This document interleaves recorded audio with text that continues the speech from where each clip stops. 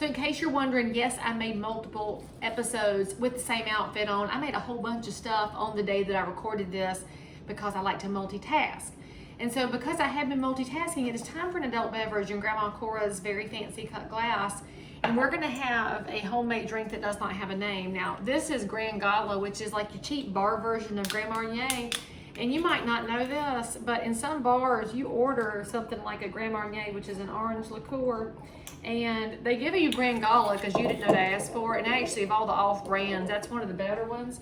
And now we're gonna add in, if I can find my cup, I had to make some more sour mix because it's summertime, frankly, and sour mix goes with summertime margaritas and amaretto sours, whiskey sours, and we have, I guess, an orange sour here. So if you did not figure out how to make your own homemade sour mix, you can watch that episode from a previous edition of Leigh Brown in My Kitchen, My Rules. Now I'm holding my hand up under that cup because y'all sour mix is sticky as all get out, and so I didn't want to make a mess on the floors. So it tastes good. Oh man, homemade so much better than store-bought, y'all. That's tasty. All right, so what we're gonna fix this evening is, in case you're having some guests over, some of y'all entertain a lot and some of y'all don't, and you need to. And then some of you just get invited places because your house is not fit for consumption, which you should totally call me. I help you buy a house where you can entertain some people. But anyway, this is the best little appetizer sandwich you'll ever make. Everybody's gonna ooh and ah over it. And it's ridiculously easy too, but don't tell all your secrets, frankly. That's like wearing all your jewelry at one time, just so everybody will know you got some. So get yourself a 12-pack of the little brown and serve looking rolls. This one is the Nature's Own brioche style butter roll because that's what they had at the Harris Teeter when I went. I was just looking for regular brown and serves like y'all fix at Thanksgiving. And then if y'all didn't know, this knife that came in your knife block with the little serrated edge, that's a bread knife. I have discovered that some of y'all have a kitchen full of toys you have never used because you just didn't know, so welcome.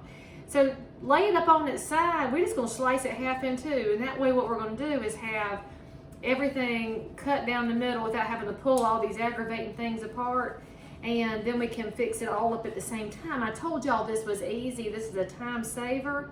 You do not have to be perfect. You are not going to be graded by your geometry teacher on having the perfect proof with the nice straight lines. Or was that trigonometry? I had Miss Melton for trigonometry. Didn't y'all have her? She was delightful. I can't remember who I had. Oh, I had Miss Overcash for geometry. And her son Kevin just got an Edward Jones location up in Raleigh now. So good job, Kevin. You're making your mama proud doing some math. So anyway, that's step one, is get all your brown and serve rolls cut half in two. And then after we finish this little task, I'm gonna have to pause for a second because I can show y'all the next step as soon as I need two hands to do this, frankly. So let's see if the clicker will work in our made up place here for a commercial. If somebody wants to sponsor me, Nature's Own, have at it, I'm available. Okay, so now your brown and serve rolls are basically like one big old giant sandwich. Now you need some good mustard, and I don't mean the yellow stuff you put on your hot dogs. I know y'all like it, I like it too.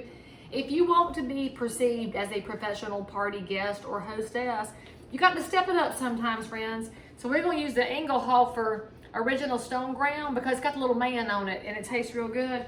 The only other kind of mustard you can use is anything that has these little mustard seeds in it. And then you can throw some scripture into your party and talk about how you have to have faith the size of a mustard seed.